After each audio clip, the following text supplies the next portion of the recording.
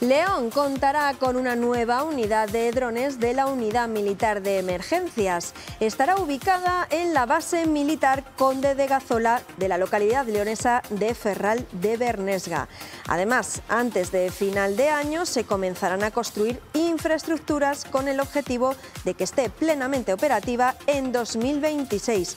Contará con una inversión de 40 millones de euros. Estará formada por 100 militares de los 3 ejércitos y unos 60 drones.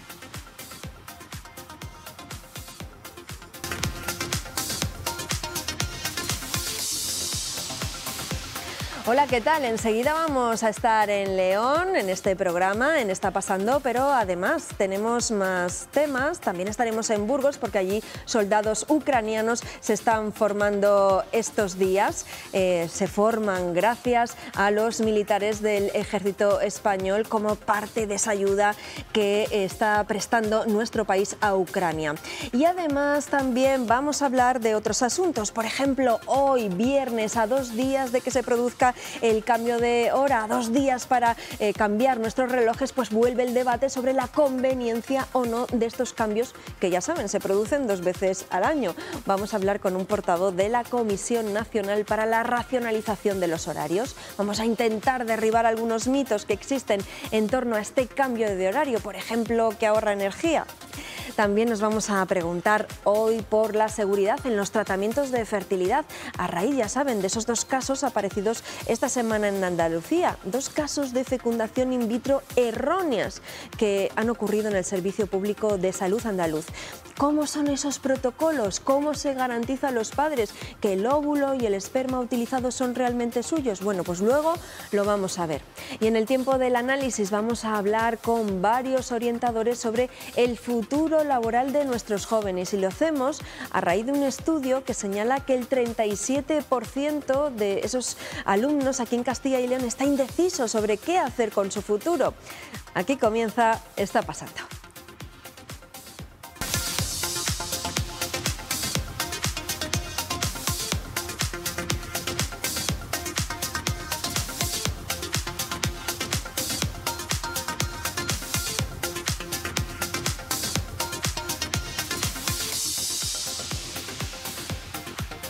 Pues vamos a comenzar nuestro programa en León porque allí la unidad de drones de la Unidad Militar de Emergencias pues va a ampliar sus medios. Nos lo cuenta enseguida Eduardo. Eduardo, ¿qué tal? Pues sí, es una nueva unidad de la UME dedicada a eso, a los drones, a vigilar desde el aire. Es base de referencia en todo el Estado español, se situará en el Ayuntamiento de San Andrés del Rabanedo y hoy hemos conocido más detalles. Estará totalmente operativa en el año 2025, pero nos vamos en directo con Javier Revuelta. Javi, muy buenos días. Empezará ya a funcionar en octubre, ¿no? Buenos días, Edu. Sí, empezará a funcionar ya en octubre de 2023, empezarán a desplazar personal y también empezarán las infraestructuras para que esté todo en marcha, como decías, en junio de 2025. Y es que esta nueva UDRUME busca ser un referente en el uso tecnológico de drones en España y a nivel internacional, y por ello el Ministerio de Defensa destinará 40 millones de euros para su inversión, para su finalización, y habrá 100 militares y 59 vehículos, de los cuales 33 serán drones aéreos, 17 drones terrestres y otros 9 drones acuáticos. Los 2 cometidos de esta futura unidad son la intervención y la formación del personal para que en caso de emergencia puedan actuar correctamente y estén a la altura de los casos. Lo que decimos, un referente a nivel internacional que se espera que esté totalmente operativa en junio de 2025. Pues gracias, Javi. Esa es la última hora desde esa base militar de la provincia de León, sede, base de referencia de esa nueva unidad con 60 drones de la Unidad Militar de Emergencias. Luego estaremos también en la base militar de Castillo del Val, en Burgos, por otra razón que les contaremos enseguida. De momento, les damos un dato económico. La economía española creció el año pasado, en 2022, por segundo año consecutivo, después del hundimiento en 2020 debido a la pandemia. Estadística ha confirmado esta mañana que el PIB aumentó un 5,5% en 2022 al repuntar 2 décimas entre los meses de octubre y de diciembre. Aún así, el Producto Interior Bruto del último cuatrimestre creció un 2,6%, que son 2 puntos menos que los meses anteriores debido a la disminución de la demanda interna. La economía española, que por segundo año consecutivo creció en 2022 un 5,5%. Claro, otra cosa es cómo se traduce eso en nuestro día a día. Pues sepan que la Junta acaba de presentar el Plan de Acceso a la Vivienda para Jóvenes de Castilla y León, que quiere ayudar a emanciparse a los menores de 36 años. Lo hará con una línea de avales para cubrir el 97,5% del valor de tasación de la vivienda. Por ejemplo, para una casa de menos de 240.000 euros, el comprador solo hará frente inicialmente al 2,5% del préstamo y podrá tirar menos de sus ahorros. La inversión para esta ayuda es de 400.000 euros y prevé ayudar hasta 2026 a 40.000 jóvenes de Castilla y León. Cuando un joven acude a una oficina bancaria a pedir una hipoteca, tiene que pagar un 20% de entrada, más o menos. El banco le ofrece como mucho hasta un 80% del préstamo del valor de la vivienda. Con el aval de la Junta va a poder conseguir el 97,5% del préstamo, con solo tener que pagar un 2,5% de entrada inicial. Y lo avanzamos al comienzo y seguro que lo han escuchado estos días. La sanidad andaluza está investigando un presunto error en una fecundación asistida al descubrir el padre que no es realmente el padre biológico. Fue en el hospital de Cádiz y el defensor del paciente habla ya de un segundo fallo. ¿Error humano o de protocolo? Eso es lo que están estudiando y queremos saber cómo se proceden estos casos y qué margen de error hay y qué garantías, claro. María Alario es embrióloga de la clínica Vida Recoletas. María, buenos días. Hola, buenos días. ¿Qué tal? En primer lugar, para tranquilizarnos un poquito, ¿a qué puede deberse este error y qué probabilidades hay de que esto pase en una fecundación asistida? Pues no sabría decirte porque obviamente no sé cuál es el protocolo de trabajos que ellos siguen. Seguramente sea por un exceso de trabajo o mala organización. Bueno, o sea que en cualquier caso todo apuntaría más a un error humano en este caso, algo puntual, a un problema que no a un problema de procedimiento generalizado. Desde luego no es por un procedimiento generalizado. Ahora mismo constan como un 0,04% de errores conocidos en la reproducción asistida. O sea, esto no es algo frecuente, es algo puntual y tendrían que revisar protocolos y afinar un poquito más en los procesos, desde luego. Claro. En cualquier caso, María, ¿cómo se controla esta trazabilidad de las muestras? ¿Qué procesos, cómo se actúa para garantizar que se hace de forma correcta? Pues hay varios puntos a tener en cuenta en los protocolos de trazabilidad. Desde luego, tener un equipo humano bien formado, con amplia experiencia, que tenga muy claro cuáles son sus funciones y los protocolos de trabajo. También una buena organización de la agenda de trabajo, que el flujo de trabajo sea escalonado, que no se acumulen muestras en el mismo puesto de trabajo, eso es imprescindible. Y luego, la mayoría de los laboratorios tenemos el sistema de doble chequeo, es decir, cada paso del proceso de reproducción asistida es chequeado 2 veces por el propio embriólogo y los puntos claves del proceso hacemos un doble testigo, es decir, que 2 embriólogos, por ejemplo, en una fertilización de óvulos, en una microinyección, chequean que tanto los óvulos como el espermatozoide sean de la pareja, que no haya ningún error. Además, podemos incorporar en las clínicas de reproducción asistida un sistema de trazabilidad electrónica. Nosotros disponemos de un sistema en el que cuando el paciente va a iniciar el tratamiento de reproducción asistida, sus datos se vuelcan en la base de datos del sistema de trazabilidad y nos genera una serie de código de barras y de códigos QR personalizados por paciente.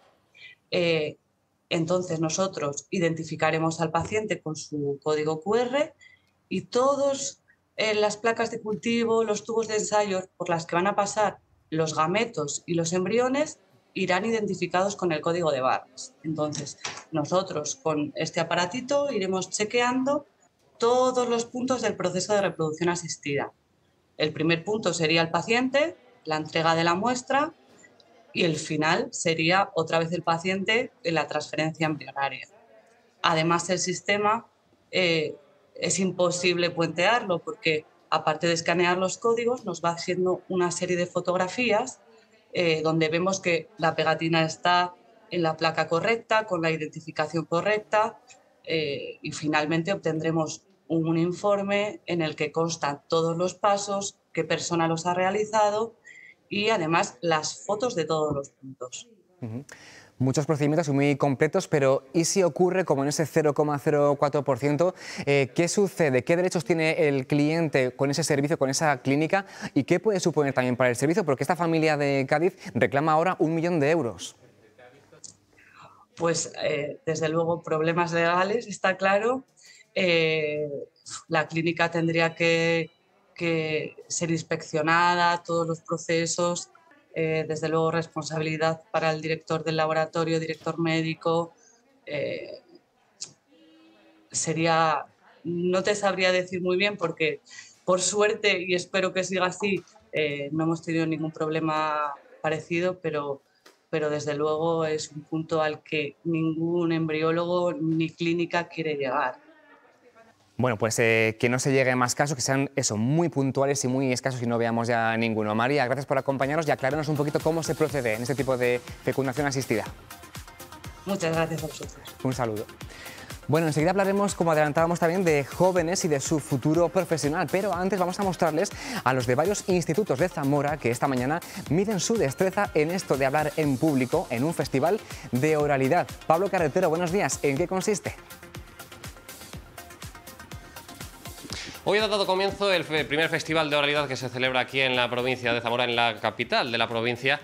Y es la primera vez, como decimos, que comienza hoy aquí, por ejemplo, en Trilema, en el Colegio de Trilema, ha empezado, es uno de los institutos en los que se está llevando a cabo este festival, y estamos con María Fraile, que es la persona que hoy lo ha llevado a cabo, y de hecho con una temática clásica, a más no poder, ¿no? Sí, he contado cuentos tradicionales y luego, para finalizar, un cuento clásico de mitología griega, vamos. Y que, bueno, para empezar, hay que decir, nosotros hemos estado delante, lo hemos visto, los chicos a los chicos les ha encantado, o sea que en principio un éxito, ¿no? Sí, sí, la verdad es que estos cuentos son tradicionales, han sido contados tantas veces que es fácil contarlos y es fácil escucharlos, ¿no? Y los chavales y las chavalas de aquí del Trilema, vamos, ha sido una pura maravilla. ¿Qué hay que tener en cuenta para poder transmitir de manera oral? Pues a ver, todo el mundo podemos contar, pero sí es verdad que cuando contamos de forma profesional, pues quizá tenemos en cuenta ciertas cosas que de otra forma no se tienen. Por ejemplo, Charo, que está aquí, es una gran cuidadora del espacio. Es muy importante un espacio para que puedan escuchar las personas, que no haya mucho ruido, un espacio íntimo. Y luego, a la hora de narrar, pues es presentarte delante de las personas, sacar todo lo que tienes tú dentro. Y sí es verdad que hay que utilizar los tiempos, los ritmos, elegir sobre todo unos cuentos que sean buenos, que interese a la edad con la que estás delante, y luego disfrutar tú y hacer disfrutar. Charo, por cierto, que también ha organizado estas jornadas que tenían que haber comenzado ya en el año 2020, pero bueno, se nos puso la pandemia de por medio, como en tantas otras cosas, pero bueno, aquí 3 años más tarde estamos con más ganas que nunca. Y también algo que tiene este primer festival es que es para todos los públicos. Hay que tener en cuenta que también es para público adulto, joven, niños, ¿no? Sí, también para bebés y, por supuesto, ese público joven que muchas veces les perdemos en las bibliotecas. A los 7, 8 años dejan de ir a escuchar cuentos, y cuando vamos a los institutos y nos escuchan, se emocionan y de hecho esta tarde yo pienso que van a ir a ver a María muchos jóvenes. Así que para todo el mundo, gente adulta, los cuentos también hablan de miedos y deseos que van cambiando con la vida. Entonces os esperamos en este primer festival Narrar Enamora. Este primer festival Narrar Enamora, que por cierto, no solamente aquí en los institutos, también Teatro Principal, Biblioteca Pública, muchos lugares, ¿no? Sí, Biblioteca Pública de Viriato y el Museo Etnográfico. Y tenemos un reto, que se llenen todos los espacios, pero sobre todo llenar el Teatro Teatro Principal de Zamora, a rebosar, para que el ayuntamiento y en los teatros se llenen de cuentos que por primera vez abren las puertas a la narración oral. Entonces, gentes de Zamora, a llenar el teatro el domingo a las 7 de la tarde con 4 grandes narradores: Guti, Victoria Gullón, una romancera maravillosa, Cristina Temprano y, bueno, yo misma, Charo Jaular. Pero en el Museo Etnográfico tenemos hoy a Cristian y a María Fraile, mañana tendremos a Fernando Martos y a Paloma Balandis, y por la mañana Bebés con Paloma, Ana Roncero, Dita de la Iglesia. Bueno, un maravilloso elenco de narradoras y narradores, todos de origen zamorano. Porque esas otras somos 15. Este festival, ¿por qué es? Porque se celebra el 20 de marzo se celebra el Día Mundial de la Narración. El pasado lunes fue. Y además celebramos que somos 15 narradoras y narradores zamoranos y zamoranas, 9 mujeres, que eso es para celebrar. Y eso sobre todo es el valor del oficio de la narración y el vínculo que se hace cuando cuentas a los seres queridos. Bueno, pues estas son algunas de las cosas que va a tener este primer festival, que recordemos también va a estar en el Teatro Principal aquí en Zamora, así que también, y lo veremos, va a tener un punto escénico bastante interesante. Hay futuro en la tradición oral de Castilla y León. Gracias, Pablo, y muy buenos días. Seguimos contándoles cosas y lo siguiente nos va a llevar, como les decía yo antes, hasta Burgos, hasta la base Cid Campeador de la localidad de Castillo del Val, donde el Regimiento de Ingenieros número 1 lleva semanas formando a 40 ucranianos de entre 20 y 55 años como zapadores para reconstruir puentes e infraestructuras a su vuelta en unos 15 días a Ucrania, donde continúa ese conflicto, esa invasión del ejército ruso en el país ucraniano. Tienen entre 20 y 55 años, solamente 2 habían combatido antes y Verónica González, muy buenos días, están, dicen, muy motivados. Sí, llevan aquí ya 3 semanas de las 4 que tienen que estar en este campo de maniobras de Burgos. Son 40 los ucranianos, en su mayoría voluntarios civiles, que han venido a formarse como zapadores. Aquí se les están realizando prácticas durante 12 horas al día, de lunes a domingo. Prácticas como pueden ser de desminado, moverse en pelotón por un complejo urbano, así como realizar material explosivo. Es el primer módulo de zapadores que solicitó España. Gracias, Vero. Dentro de ese plan del Ministerio de Defensa para preparar a ucranianos en su vuelta al conflicto. Ellos tienen ese futuro inmediato un poco sobrevenido en tiempos de paz, y aquí en Castilla y León muchos jóvenes, Pilar, no tienen muy claro ni qué estudiar ni por dónde tirar en el futuro. Están a punto de decidirlo y de eso hablamos a continuación en el análisis. Sí, la verdad que hoy, Eduardo, tenemos un tema muy interesante, como es el futuro laboral de nuestros jóvenes. Muchos se plantean a estas alturas del año que van a seguir estudiando, en qué ámbito se quieren formar y a qué profesión pues quieren ejercer. Y nos hemos encontrado con un estudio que señala que el 37% de los preuniversitarios está indeciso respecto a lo que quiere hacer. Hoy hemos sentado a la mesa a Jaime Foces, que es catedrático de orientación, forma parte además de APOECIL, que es la Asociación Profesional de Orientación Educativa de Castilla y León. Jaime, muchas gracias por acompañarnos en nuestro programa. Gracias. También está sentada a la mesa Carmen García Marván, que es orientadora del Instituto de Educación Secundaria Núñez de Arce de Valladolid. Muchísimas gracias. Gracias a vosotros. Y también tenemos por videoconferencia a Mario Martínez, que es director de ese informe del que hablaba yo antes, del 8º informe Young Business Talents, que es ese estudio que nos va a servir hoy de base para plantear esta tertulia. Mario, muchísimas gracias por participar en el programa. Estoy encantado. Bueno, lo primero que quiero hacer es una pequeña reflexión, Jaime. Qué difícil me parece el trabajo que ejercen y qué responsabilidad, ¿no? Sí, es cierto, pero bueno, es nuestra profesión. Nosotros ayudamos, les abres vías, son ellos los que tienen que ir viendo. Y los jóvenes están ahora mismo en medio de un bombardeo de intereses familiares, los medios de comunicación, su propia vida, que no les ha acostumbrado a elegir y ahora de repente tienen que ir eligiendo. Pero también hay que quitar hierro al asunto. Es decir, ahora mismo en nuestra sociedad hay muchas pasarelas, hay muchas formas de entrar. Si uno se equivoca una vez, seguro que aprende de esa equivocación y continúa. Yo quisiera quitar también hierro al asunto, porque en este mundo que vivimos nadie sabe cuál va a ser el trabajo importante dentro de 5, 6, 7 años. ChatGPT no existía hace unos meses y ahora mis alumnos lo usan para 1000 cosas. Lo usáis vosotros aquí, lo usan los médicos. es un ejemplo, es una anécdota, pero hay que quitar hierro y hay que quitar preocupación. Un antes y un después que no pueda ser inamovible. Carmen, ¿en qué consiste, para que la gente que está en su casa pues sepa realmente cuál es el trabajo que vosotros hacéis con los chavales? ¿Cómo les orientáis? ¿Cómo se afrontan, pues no sé, esas primeras sesiones? ¿Qué consejos les dais? ¿Qué es lo que les decís? Bueno, el proceso de orientación en un instituto es uno de los ámbitos de actuación, junto con el plan de acción tutorial y junto con el proceso de enseñanza-aprendizaje, y van totalmente relacionados. Y el proceso de orientación empieza cuando el niño entra en primero de la ESO y termina segundo bachillerato. No solamente es al finalizar una etapa como cuarto de la ESO o segundo, sino que ese acompañamiento lo vamos haciendo ya desde la coordinación con los equipos psicopedagógicos de primaria y con los colegios de educación primaria. Les vamos acompañando en determinadas etapas, muy unido, ¿por qué?, al plan de acción tutorial, porque está unido a determinados temas como son las emociones, por ejemplo, que le van a ayudar en ese proceso de toma de decisiones. O sea, que es un trabajo que hay que llevar con los años, ¿no? No se trata de que en el último año y en segundo de bachillerato tengan que decidir de buenas a primeras, oye, ¿tú te has planteado qué vas a hacer con tu futuro? Bueno, pues adelantaba yo antes esa cifra del 37% de indecisos entre los preuniversitarios. Es uno de los titulares de ese estudio que nos ha dejado más cuestiones que vamos a analizar enseguida. Eduardo, cuéntanos. Ese es el principal, que los jóvenes castellanos y leoneses son los segundos más indecisos de España acerca de su futuro profesional. Según esta encuesta que se ha realizado a 10.600 estudiantes de todo el país, aquí en Castilla y León el 37% de los preuniversitarios no tiene claro a qué le gustaría dedicarse en el futuro. Solo en Cantabria tienen más dudas, un 44%.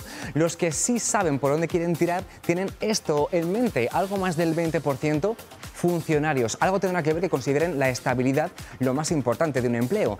En la misma proporción, 20% valoran crear su propia empresa, un 13% aspira a trabajar por cuenta ajena y algo menos del 10% quiere ponerse por su cuenta, aunque el 85% de los encuestados ve difícil o muy difícil triunfar como emprendedor. Y capacidad tienen, porque el 62% de los jóvenes de nuestra comunidad autónoma cree que su generación está mejor preparada que la de sus padres. Y la mayoría continuará esa formación en la universidad. El 72% de los jóvenes de Castilla y León piensa estudiar una carrera. Son 5 puntos más que la media nacional. Además, 7 de cada 10 cree que lo que estudian les servirá en el futuro para su carrera profesional. Pero ojo, porque ahí viene la otra cara de la moneda. Más del 40% considera que la situación laboral será peor o mucho peor en los próximos años. Y ahí son más pesimistas que el resto de jóvenes españoles, que a su vez también ven peor el futuro que el año pasado. Bueno, pues los estudiantes castellanos y leoneses son los segundos más indecisos de toda España, pero a la vez, bueno, pues cuando deciden qué estudiar, 7 de cada 10, lo acaban de ver, optan por estudiar unos estudios superiores, ir a la universidad. Mario, ¿le sorprenden estos datos que a la vez sean los más indecisos y luego a la hora de qué estudiar optan por la universidad? ¿A qué responde esto? Simplemente yo creo que es que no tienen claro exactamente qué estudiar. O sea, como han dicho muy bien, pues 3/4 partes, digamos, tiene claro que quiere seguir unos estudios superiores, pero no lo saben también, pues eso, el 40%, qué estudios superiores, ¿no? Es normal, puede ser normal. Antes, cuando se hablaba de preparación de los jóvenes preuniversitarios y de su orientación, es necesario, por lo menos, o creemos que es muy necesario incluir herramientas que les indiquen qué significa ejercer una profesión determinada, ¿no? O sea, que tengan vivencia experiencial o aprendizaje experiencial sobre ciertos tipos de actividades, ciertos tipos de estudios y, por tanto, además de su proyección, o sea, es decir, de lo que significa luego desempeñar esa profesión. 7 de cada 10 siguen apostando por la universidad y a mí me sorprende, Jaime, Carmen, porque claro, se habla de que en el mercado, bueno, pues hay demasiados universitarios, las empresas muchas veces aquí en el programa nos dicen que tienen dificultades para encontrar mandos intermedios formados en formación profesional, pero vemos que la universidad, los estudios superiores siguen ganando por goleada. Jaime y Carmen. La universidad sigue teniendo el atractivo en nuestra región. A ver, somos el norte de España, llevamos 100 y pico años exportando talento, no es ahora, ahora se nota más porque somos menos personas aquí. Habría que hacer una puntualización, esos 40% que cree que no va a trabajar están equivocados, no hay gente, está claro que van a trabajar. Y habría que hacer una matización a los estudios superiores. La formación profesional de grado superior son estudios superiores en todo el mundo. Aquí tenemos una idea, probablemente haya que empezar a cambiar esto. De hecho, está cambiando. Ya hay universitarios, muchos, que se van a la formación profesional de grado superior después de acabar su carrera. Han gastado unos años. Se puede pensar en hacer lo contrario. Están las dos cuestiones ahí. Entiendo que la presión, prestigio social sigue estando ahí, pero está cambiando además grandemente. De hecho, es tan difícil entrar en determinados grados superiores como entrar en determinadas carreras que todos tenemos en mente con esas puntuaciones de 13 y pico, ¿verdad?, en la EBAU. Carmen, ¿es el prestigio social que tiene hacer una carrera universitaria, unos estudios superiores, sigue pesando todavía mucho en la decisión? Yo considero que sí, y en muchas familias tienen la idea de que a lo mejor ellos pues no han podido acceder a estudios superiores y lo quieren para sus hijos. Y en alguna medida también es por desconocimiento de la formación profesional. Por eso consideramos que es tan importante en determinados cursos acceder al mundo profesional a través de visitas a los centros de FP, a través de visitas de la empresa, para que el alumnado lo conozca, porque considero que algunas profesiones los alumnos no conocen para poder acceder a ellas. Esa tiene que ser la primera decisión, si estudiar en la universidad o estudiar FP, o lo primero tiene que ser qué me gusta estudiar. Lo primero, y es que además en el proceso de orientación, y siempre se lo decimos, estudia algo que te guste, que te ilusione, porque sinceramente, y voy a decir, espero que no salga la frase así, pero en España lo único que tiene salida son los túneles. Nadie sabe lo que va a pasar dentro de un... Es que realmente es verdad, nadie lo sabe. De hecho, ahora mismo hay empleo para los profesores de latín, para los de filosofía. Bueno, pero por supuesto para todo lo técnico. Vamos a ir a ello. Lo primero, hay que estudiar algo que te guste, porque a lo largo del camino va a haber muchos sinsabores, va a haber muchas oscuridades y te vas a agarrar a esto. Segundo, evidentemente, algo que aparte de gustarte, bueno, esté de acuerdo con tus competencias, con tus capacidades, aquello que llamamos las competencias blandas, ¿verdad? Estas que, lo que se me da bien hacer, que se valoran en todos los trabajos. ¿Qué se me da bien? Y lo tercero, evidentemente, y ahí llega la familia, lo tercero es qué puedo hacer con los medios que tiene mi familia, porque bueno, están las becas, etcétera. Aquí tenemos una oferta, en esta región tenemos una oferta muy extensa, ¿no? Superior, brutal. Ya digo, exportamos talento. Nos vienen de Portugal, nos vienen de Sudamérica, Salamanca es un ejemplo muy claro, Valladolid también, León, Burgos. Entiendo que hay que buscar ese camino, y es verdad, no es sorprendente que digan yo quiero ser funcionario, bueno, pero es que un funcionario es un militar. A ese punto voy yo. Ese es otro de los titulares de ese estudio que sí llama la atención, que al 20% se inclina por ser funcionario. Bueno, pues si parece ser que se contempla ahora mismo esa opción. Mario, por ya toda la evolución que llevan, este es el 8º estudio, por toda la trayectoria que llevan haciendo estos estudios, ¿ha aumentado esta demanda, este interés por ser funcionario por parte de los estudiantes? No, ha disminuido, efectivamente, ha disminuido. ¿Ha disminuido?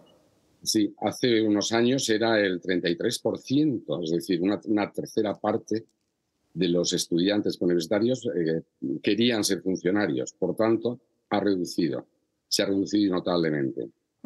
Y me parece que aumenta en general, aunque ha disminuido respecto al año anterior, es lo de la iniciativa emprendedora, es decir, lo de crear una empresa propia, ¿no?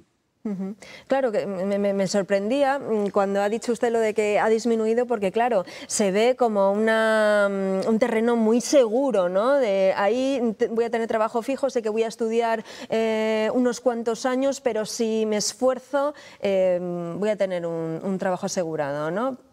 Ciertamente, hay que distinguir también, yo estoy de acuerdo con lo que se está diciendo, el sueldo del funcionario, de la mayor parte de los funcionarios, no es muy alto. Hay seguridad, pero los ingresos que se pueden tener no son los mismos que se pueden tener en una empresa privada o un empresario que se lance. Ciertamente, y va a haber siempre trabajos que tengan que desempeñar funcionarios. Volvemos al siglo XIX, cuando cada vez que cambiaba el gobierno se iban todos fuera y entraban. No, los jueces, los policías, los militares, sinceramente los profesores, la sanidad pública tiene que tener, eso es lo que hace que un Estado esté en el bienestar, pero no es lo mismo ser empleado público que funcionario. Entonces, no es atractivo. ¿Quién quiere irse hoy en día, juez, a un primer destino, embajador, a un voy a ver si estoy de cónsul? Entonces, y es largo y duro. Lo que está creciendo es el emprendimiento.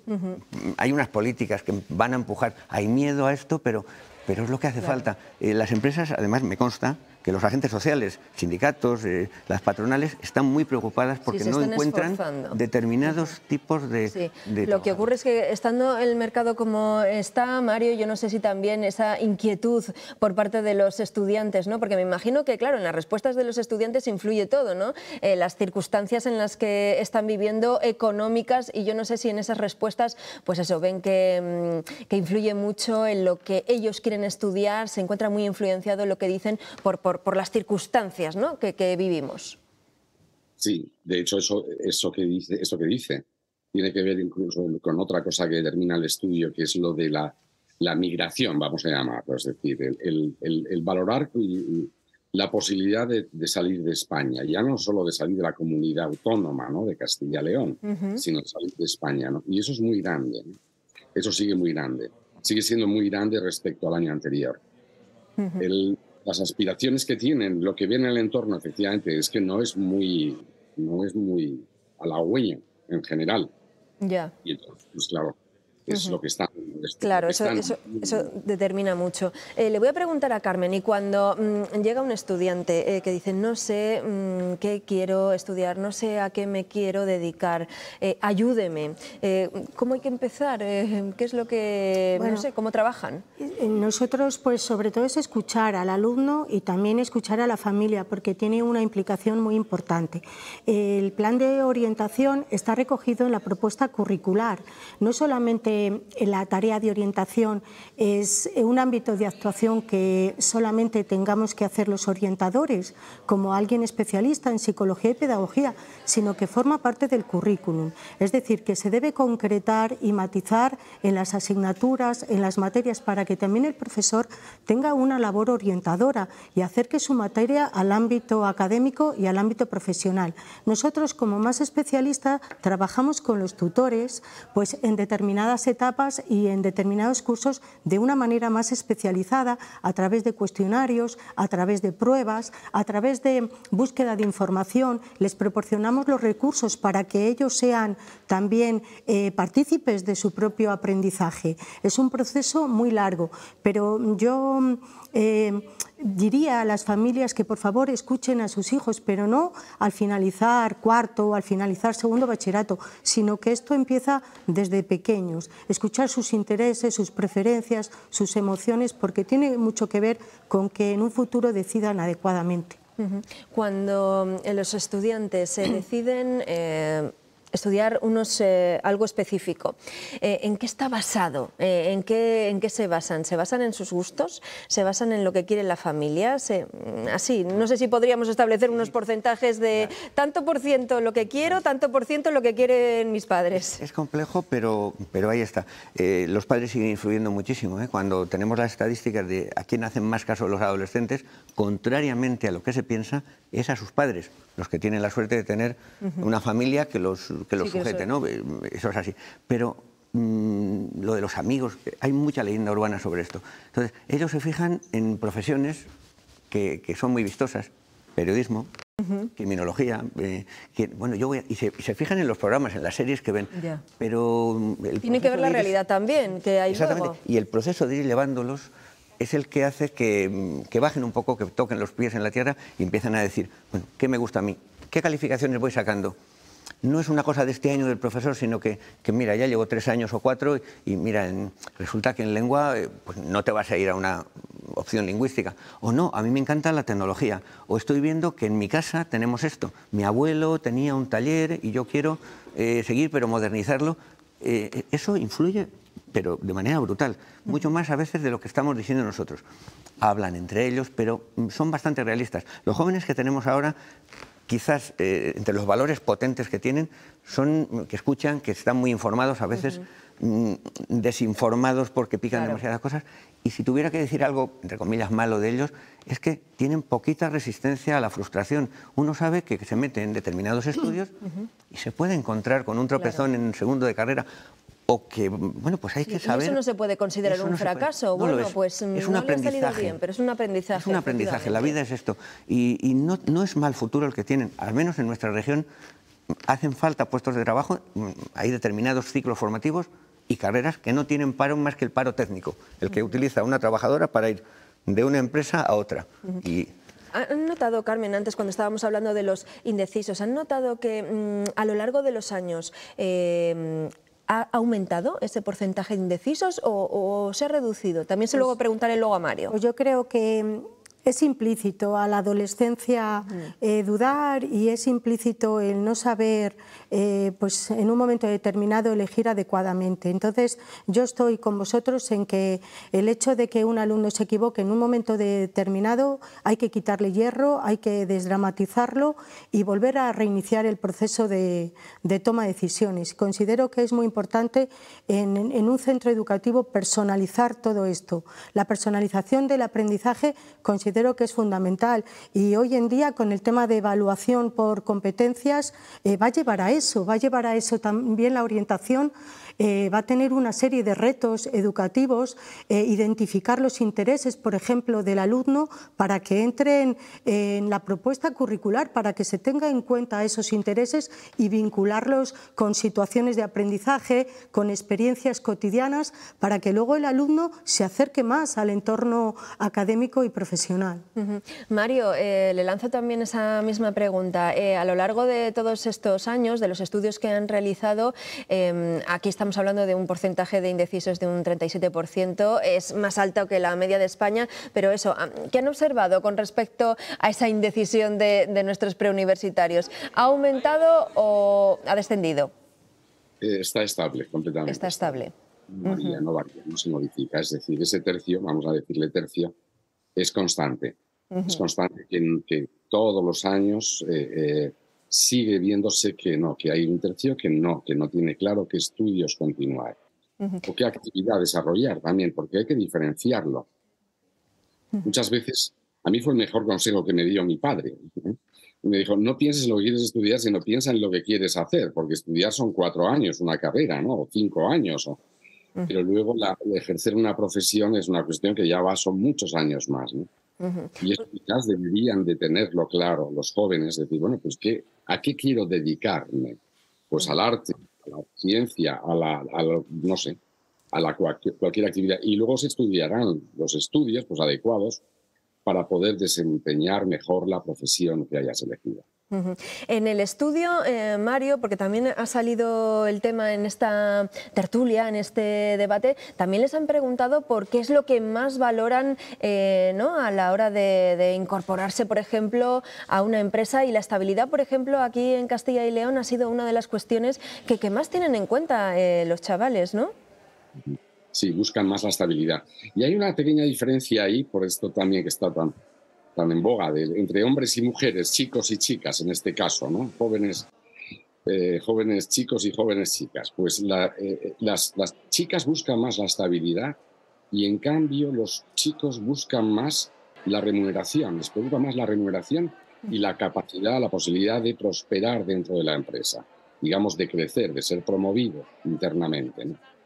Es la única diferencia, pero básicamente lo que buscan todos es cierta estabilidad, tanto otras cosas como el teletrabajo, porque cierto no ha salido muy bien parado.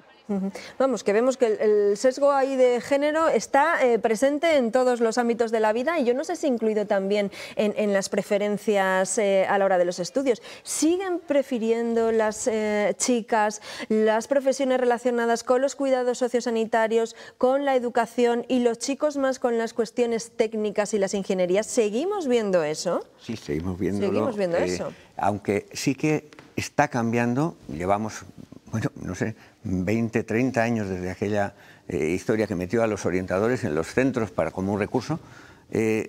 sigue existiendo. Hay muchas más mujeres en este tipo de carreras y hay muchos más varones en ese otro tipo de carreras. Las has mencionado, Pilar, y es ocioso repetirlas. Sí que es cierto que ya están apareciendo más mujeres que están en estas profesiones que llamamos de ciencias, ingeniería. Me niego yo a soltar la cosa anglosajona del STEM, pero ciencias están más ahí, y habría que hacer otras políticas para que hubiera más varones en las profesiones de cuidado, porque entiendo que la compensación debe producirse en las dos líneas. Hay un elemento del que no se habla, es una verdad incómoda, el fracaso escolar de los varones. 14, 15 puntos, casi 20 puntos por encima de las chicas, en esta línea de... Y hay que sacar ese tipo de cuestiones, aunque no sea especialmente correcto en esta sociedad. La estabilidad, porque entiendo que la incorporación de la mujer al mundo del trabajo ya es... Y están pensando, ¿y qué hago con mi vida privada? Puede que busquen esto. Pero aún así sigue existiendo ese dimorfismo sexual en las... Carmen, ¿que les da miedo a las mujeres dedicarse, por ejemplo, a una ingeniería, a profesiones más técnicas? ¿O qué es lo que pasa? Porque seguramente, y lo está diciendo Jaime, están suficientemente capacitadas para ello, pero ¿qué es lo que pesa ahí?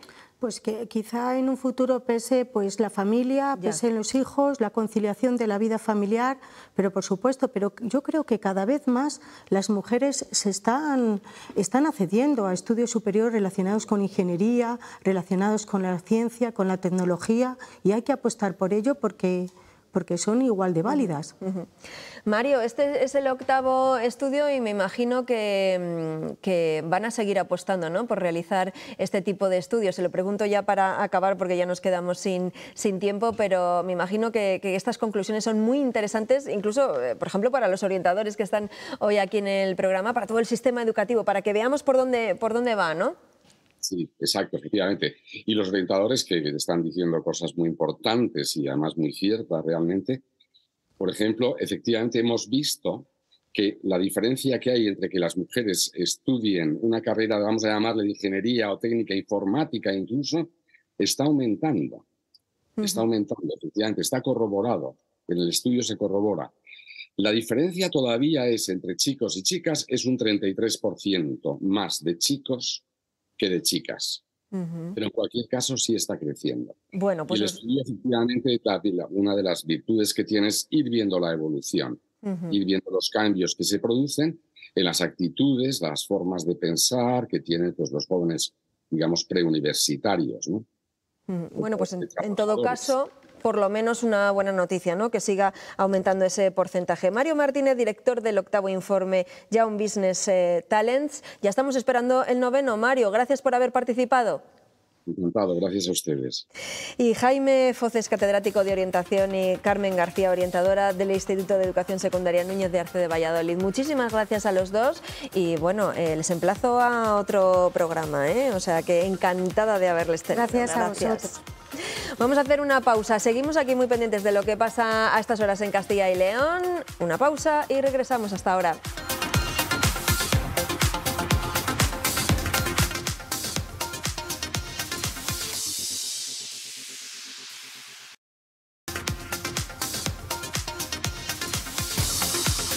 Continuamos aquí en Está Pasando y les recordamos que este fin de semana, ya saben, hay que cambiar los relojes, hay que adelantar la hora porque entramos en el horario de verano.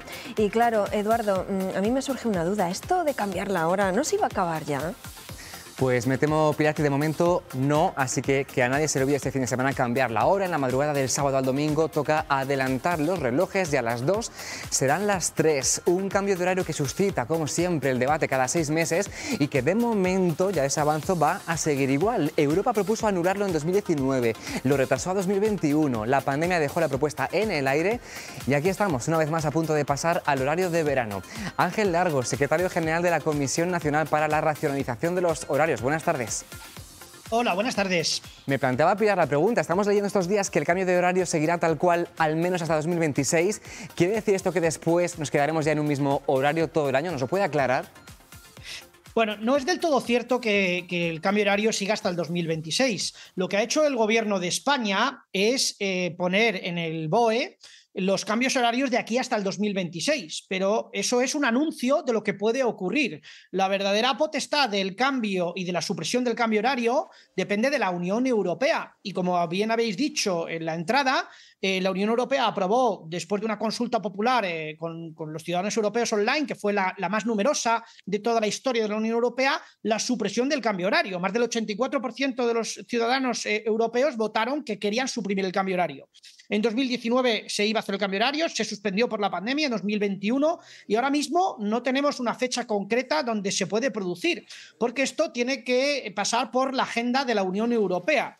Sí es cierto que tenemos una oportunidad preciosa porque España va a presidir la Unión Europea en el segundo semestre de este año 2023 y tiene la capacidad de proponer que se incluya dentro de la agenda de la Unión Europea en la supresión definitiva del cambio horario, como así se solicitó.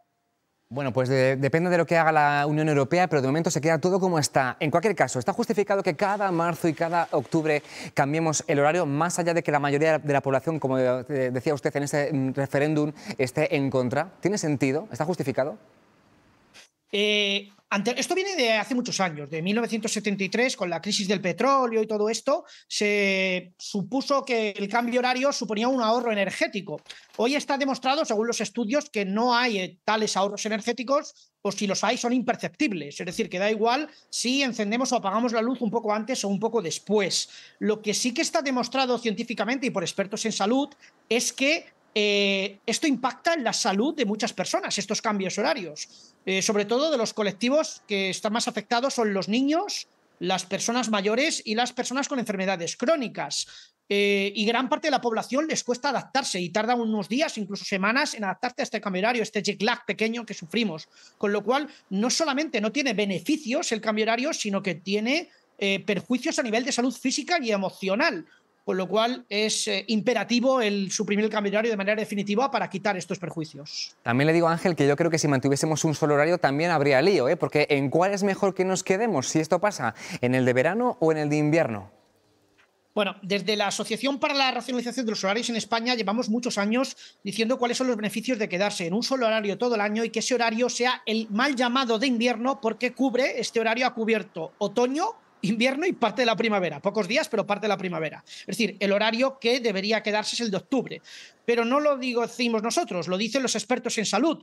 Los premios Nobel sobre los ciclos circadianos y los usos solares dicen que cada región del mundo tiene que tener un meridiano donde el que se rige sus horarios. Y este es el meridiano que nos corresponde en la península, el meridiano de Greenwich, y en Canarias el meridiano de Azores. Actualmente estamos en el meridiano de Berlín, con la hora de Berlín, y Canarias está con el meridiano de Greenwich, con lo cual el que nos corresponde es el uso solar del meridiano de Greenwich, una hora menos de lo que tengamos cuando tengamos el horario. Es decir, el mismo horario que Reino Unido y Portugal. Y esto es bueno para nuestros ciclos solares, para nuestra salud, para nuestros ciclos circadianos, con lo cual el horario que deberíamos mantener es el mismo que tiene Reino Unido y Portugal. Bueno, pues de momento este fin de semana a cambiar el horario, a ver si España, cuando presida la Unión Europea a partir de julio, mueve otra vez este tema para dejar de este cambio y veremos lo que pasa con ese jet lag. Ángel, gracias por atendernos. Muchísimas gracias, que tengáis un buen cambio horario si lo podéis soportar. Lo mejor posible, gracias Ángel. Bueno, de momento nuestro siguiente cambio de horario va a ser hacia atrás, hace muchos años atrás, porque hoy hemos visitado la nueva exposición del Museo del Traje Popular de Morón de Almazán en Soria.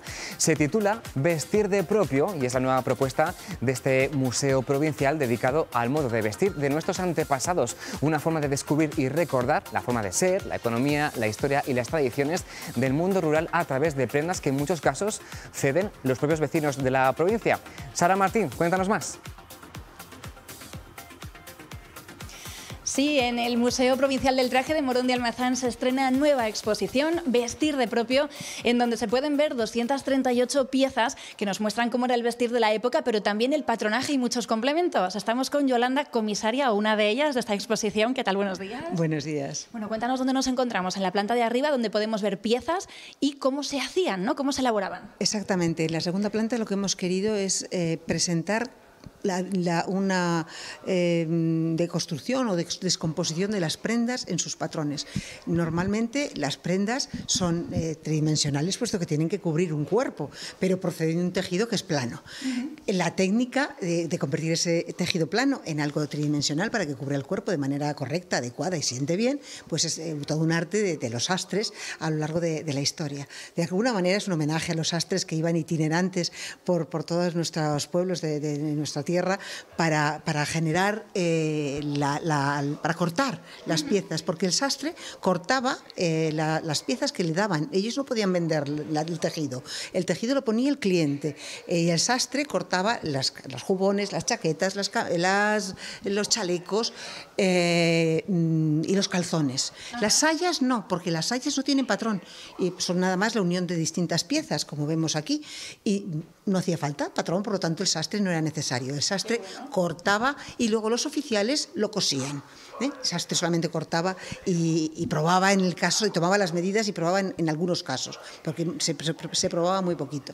Y aquí es lo que hemos hecho, ¿no? Se ha dibujado todos los patrones con una idea de que el tejido se aprovechase lo más posible. Estamos en una sociedad en la que el aprovechamiento de los recursos era vital, que ahora parece que es algo que nos hemos inventado, el ser respetuosos con la naturaleza y ser respetuosos con nuestras posibilidades, de alguna forma, que nos genera la sociedad. Bueno, pues esto nuestros antepasados lo tenían muy claro por necesidad y por vocación. Y entonces se aprovechaba absolutamente todo el tejido y con la menor cantidad posible de tejido pues se hacían las piezas. Bueno, y aquí estamos viendo algunos de esos paños que se utilizaban, de todos esos colores no tan típicos de la provincia de Soria. Sí, esta exposición tiene una voluntad de que no estamos hablando de una provincia en blanco y negro. La indumentaria tradicional es una indumentaria colorista, es una indumentaria vistosa, y había prendas de todos los colores. Había que ver cómo cuando bailaban estas mujeres, que llevaban 2 o 3 sayas y movían todas esas piezas de distintos colores, cada una de ellas tenía que ser un espectáculo excepcional. Bueno, pues es nuestra reivindicación. Para despedirnos, Yolanda, nos vamos a acercar por aquí para esas joyas, para esos complementos, y con esto ya nos despedimos, porque bueno, lo cierto es que la exposición se va a poder ver hasta finales del próximo año 24, donde vamos a poder encontrar todas estas piezas también con sus complementos, y ya lo saben, en Morón de Almazán, este museo abierto para todos aquellos que se quieran acercar hasta aquí. Gracias, Yolanda. Gracias a vosotros. Pues como decíais, Sara, una exposición que demuestra que no está todo en blanco y negro, que hay mucho colorido también en el vestuario tradicional. Eso es, y que seguro que sirve de inspiración, por ejemplo, esos vestidos que veíamos de folclore tradicional, ¿no? A muchos diseñadores y a muchas diseñadoras.